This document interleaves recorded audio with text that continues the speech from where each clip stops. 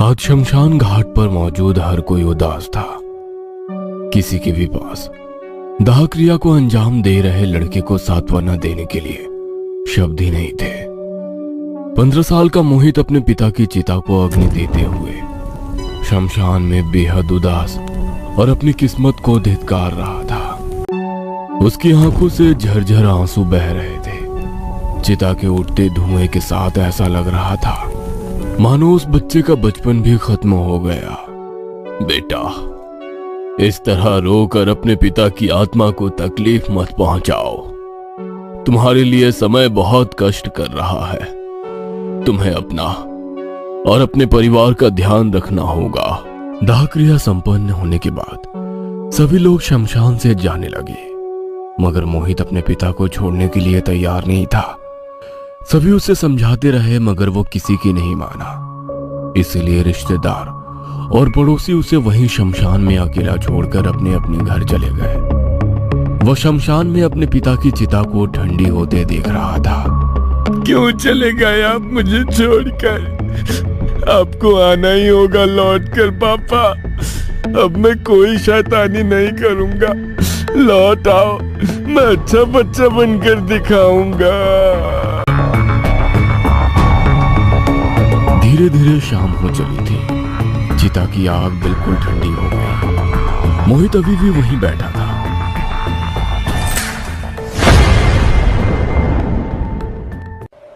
तभी उसे अपने पीछे किसी के होने का एहसास होने लगा। उसने डरते हुए पीछे देखा तो एक अघोरी वहां पर खड़ा था। उसकी अजीब सी वेशभूषा देखकर उस बच्चे को भय लगने लगा।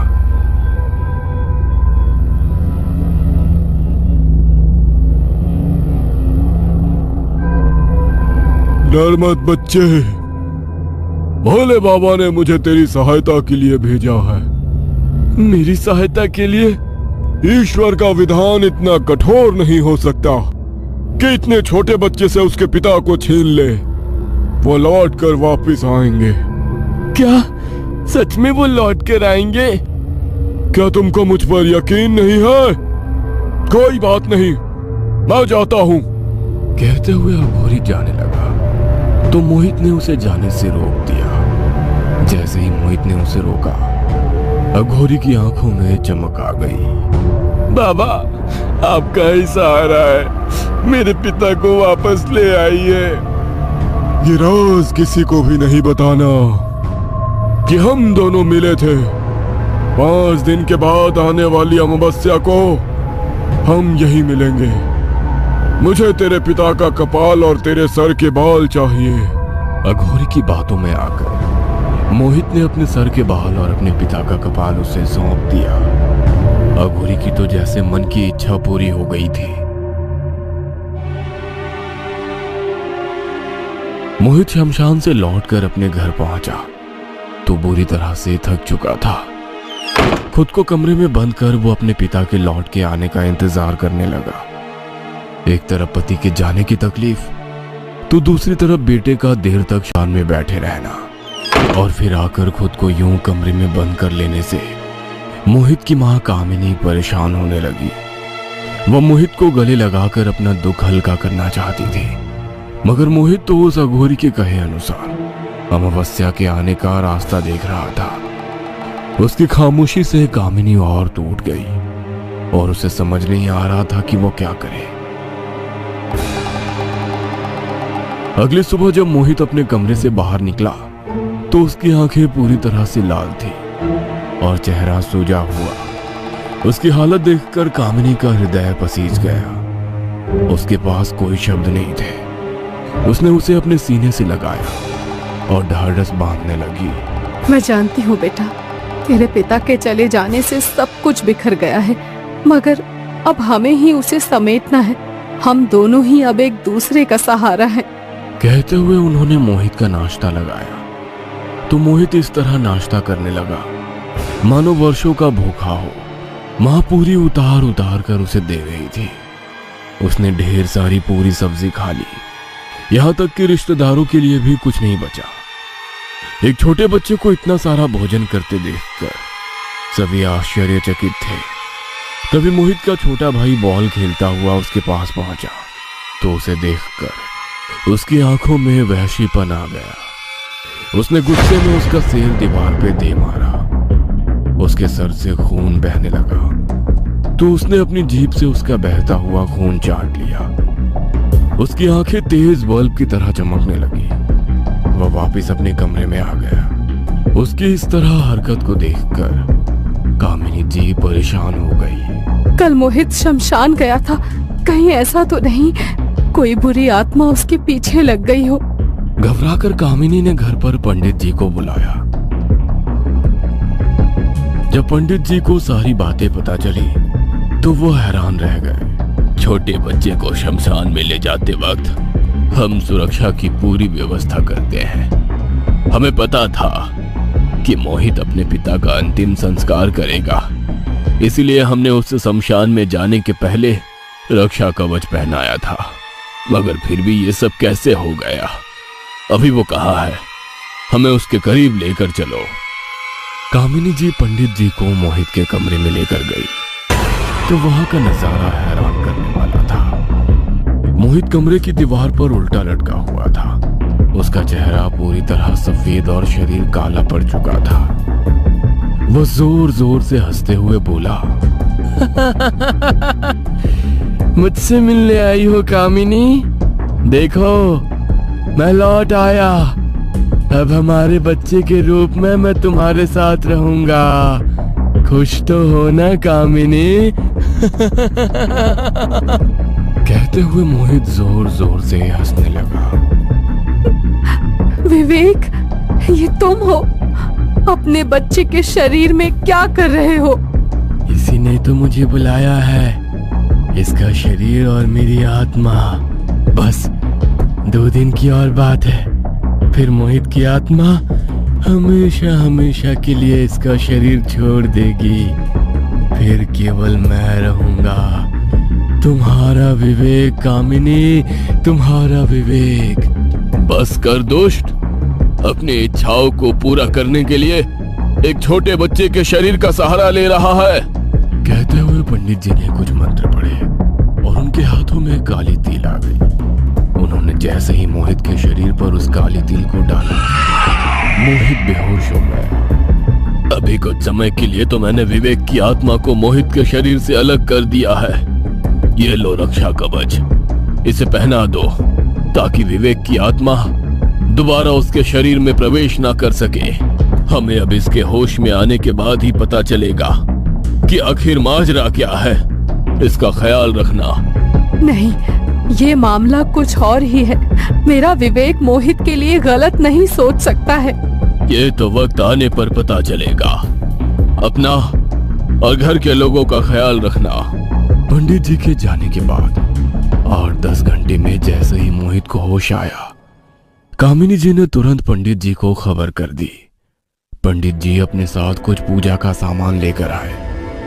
उन्होंने पूजा की सामग्री से बनाया और उसके भीतर मोहित को बैठाकर पूजा शुरू की। जैसे ही पूजा हो रही थी, मोहित जोरों से चीख रहा था। कुछ देर के बाद जैसे ही पूजा खत्म हुई, मोहित शांत हो गया।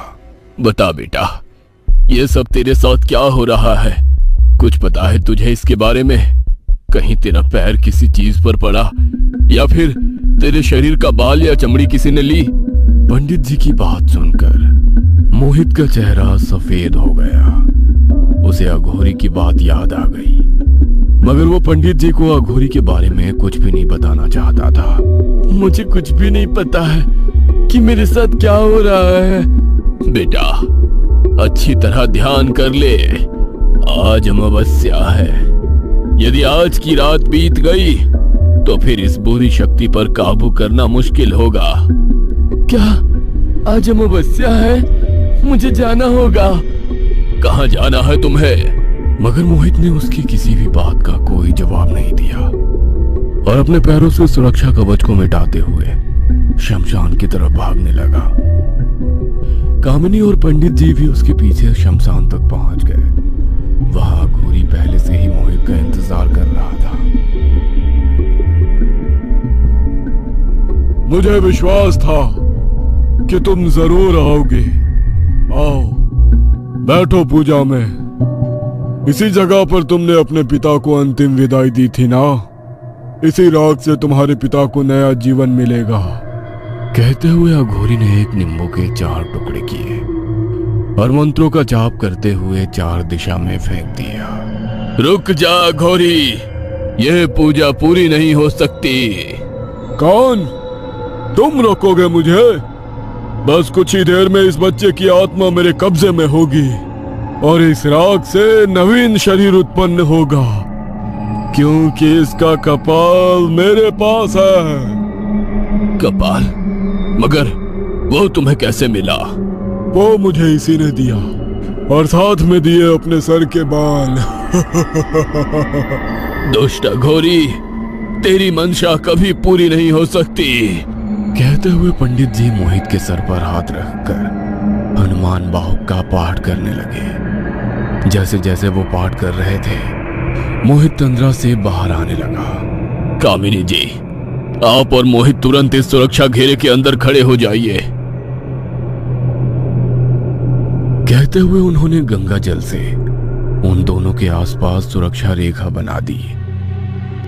मगर पंडित जी कुछ और कर पाते उसके पहले ही उस अघोरी ने चिता की राख और कपाल से एक मानव आकृति बनाई और उसके अंदर आत्मा का वास कर दिया। वह राख का बना हुआ शरीर मोहित और कामिनी की ओर बढ़ने लगा। मोहित, कामिनी, मैं आ गया। दुनिया की कोई ताकत अब इस शरीर को नष्ट नहीं कर सकती। इसमें शैतानी ताकत है। भूल मत, ईश्वर के आगे शैतान का अस्तित्व कुछ नहीं है। तो तू क्या अपने ईश्वर को यहाँ लेकर आएगा? ईश्वर तो हर जगह मौजूद है। उसी के दिए हुए ज्ञान से तेरा और तेरे काले जादू का खात्मा करूंगा। पंडित जी गीता जी के कुछ श्लोकों का जोर जोर से उच्चारण करते हुए गंगा जल उसके शरीर के ऊपर डाल रहे थे। श्लोक के उच्चारण के बाद जहां जहां गंगा जल पड़ रहा था वहां गड्ढे हो गए। यह सब देख अघोरी बहुत गुस्सा हो गया। उसने अपनी काली शक्ति का प्रयोग कामिनी और मोहित पर किया, मगर वे लोग सुरक्षा कवच में थे, इसलिए उन्हें कुछ भी नहीं हुआ। कुछ पल के लिए पंडित जी का ध्यान परिवर्तित हो गया, मगर फिर उन्होंने पूरा गंगा जल उसके सर पर डाल दिया तो शरीर भस्म हो गया। ये नहीं हो सकता। मेरी वर्षों की साधना को तुम इस तरह खत्म नहीं कर सकते। मैं लौट कर आऊंगा, दोबारा आऊंगा, तुमसे उसका बदला लेकर रहूंगा। कहते हुए वो अघोरी शमशान से अदृश्य हो गया। मोहित को अपनी गलती का एहसास हो गया। उसने अपनी मां से माफी मांगी। इसीलिए हमारे शास्त्रों में कपाल क्रिया का विधान है, क्योंकि यदि ताबूत कपालिन जैसे दुष्टों के हाथ लग जाए तो अनर्थ हो सकता है। अब तक आपने देखा मोहित अघोरी के कहने पर अपने पिता का कपाल अघोरी को दे दिया था। अघोरी ने उसके पिता की आत्मा को अपने बस में कर लिया था, मगर फिर पंडित जी के कारण अघोरी की पूरी साधना व्यर्थ हो गई थी और उन्होंने उसके पिताजी की आत्मा को मुक्ति दिलवाई। अब आगे करीब 7 साल बाद अब छोटा मोहित बड़ा हो गया था। माँ, अब हमारी तकलीफ कम हो जाएगी। मुझे नौकरी मिल गई है। अब हमें ये गांव छोड़कर भोपाल के पास सागर में रहना होगा। बेटा, अब तो यहाँ पर रहने की आदत सी हो गई है। यहाँ से जाने का मन नहीं है। तुम चले जाओ, मैं तो यहीं रहूंगी। फिर यहाँ यश की पढ़ाई भी तो है। फिर तो माँ मुझे नौकरी नहीं करनी है, क्योंकि जहाँ मेरी माँ वहीं पर मैं। ऐसा क्यों बोल रहा है? मुझे तो यश की फिक्र हो रही है। तो ये बात है। यश की पढ़ाई के बारे में तो आप फिक्र ना करें, मैंने उसका भी इंतजाम सोच लिया है। हम लोग उसे भोपाल के अच्छे स्कूल में एडमिशन दिलाएंगे। कहते हुए मोहित उन्हें अपने साथ ले जाने के लिए मनाने लगा। आखिर बेटे की जिद के आगे कामिनी जी झुक गई और सागर जाने के लिए तैयार हो गई। जैसे वो लोग बस से सागर पहुंचे, दूर जंगल में एक अघोरी अपनी आंखें खोलकर बोला, आ गए तुम। आखिर मैं अपनी साधना से तुम्हें यहाँ बुला ही लिया। यहाँ पर अब तुम लोगों को बचाने वाला कोई नहीं है। मेरी बरसों की साधना को भंग किया था ना, उसका बदला लेकर रहूंगा। दरअसल अघोरी वहां से भागने के बाद सागर के जंगलों में आकर रहने लगा था।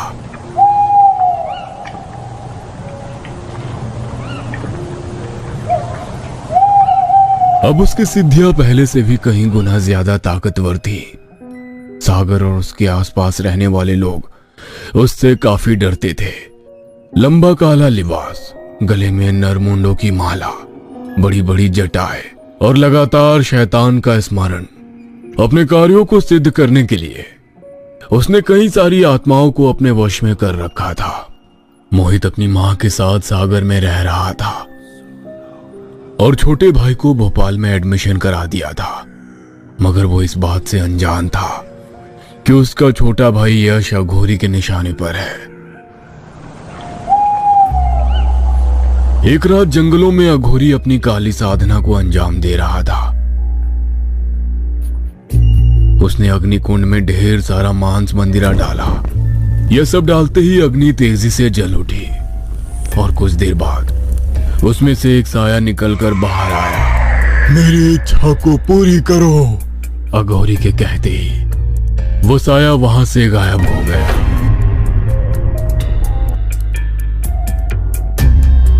और अगले ही पल यश को लेकर वहां आ गया। यश पूरी तरह से मंत्रमुग्ध था, वो अपने होश में नहीं था। अघोरी ने उसका हाथ पकड़ा और एक झटके में उसके दाएं हाथ का अंगूठा काटकर हवन कुंड में डाल दिया और फिर उसके रक्त से खुद को तिलक लगाकर बोला, तुझे मेरा बदला लेना है। तेरे साथ अब हर वक्त मेरा गुलाम होगा। कहते हुए अघोरी ने उस साये को एक इशारा किया जो अग्नि में से निकला था। वो साया तुरंत यश के शरीर में समा गया। यश वहां से उठकर सीधा अपने घर के बाहर जाकर रुका। वो बिना रुके दरवाजा बजा रहा था।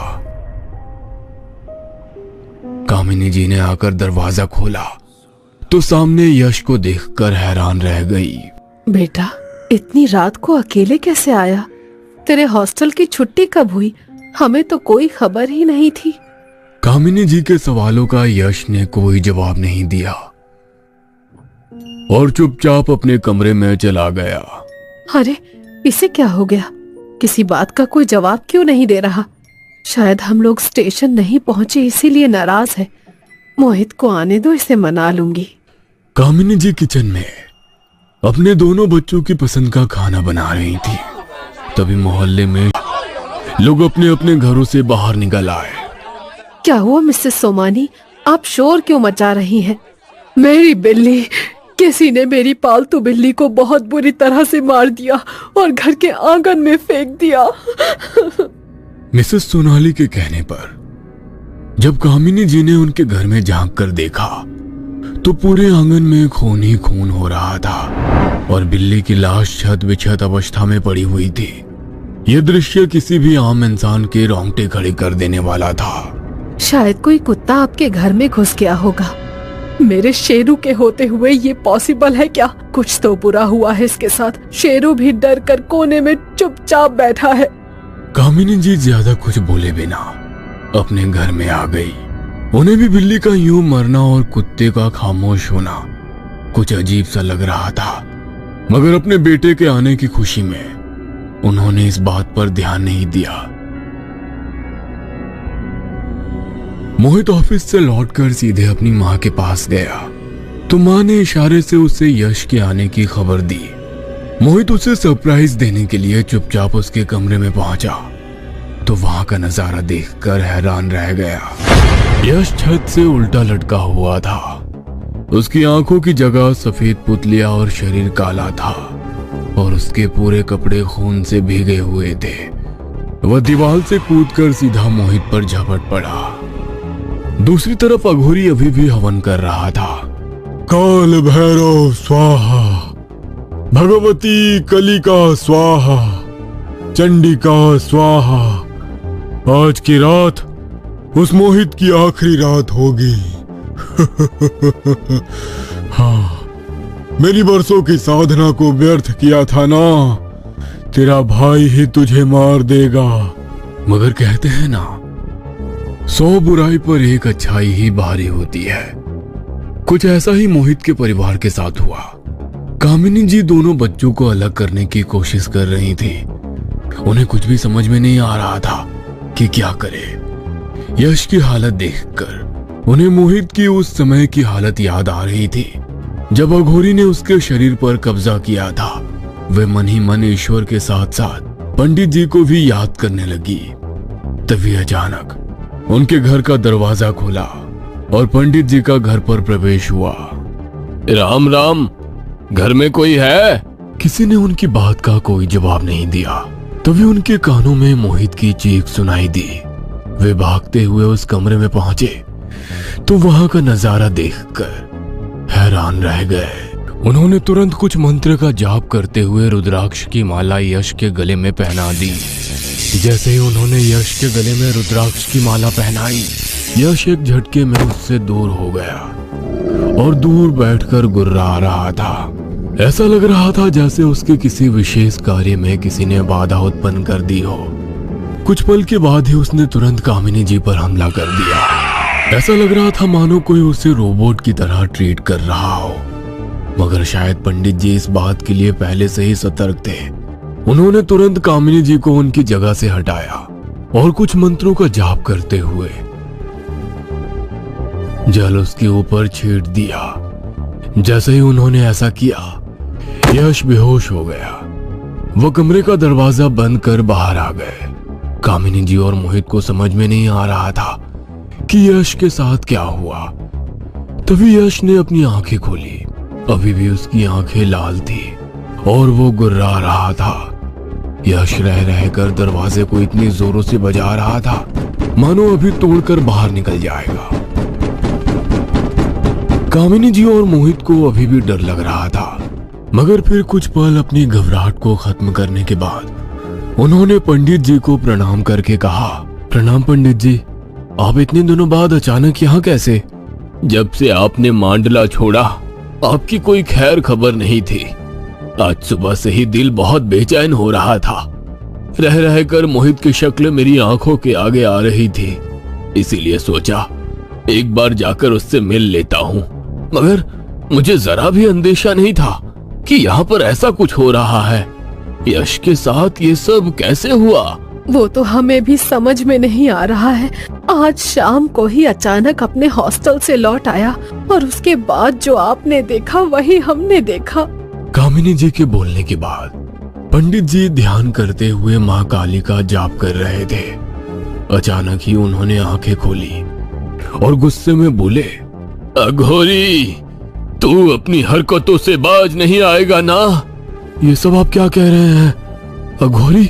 मगर वो है कहाँ?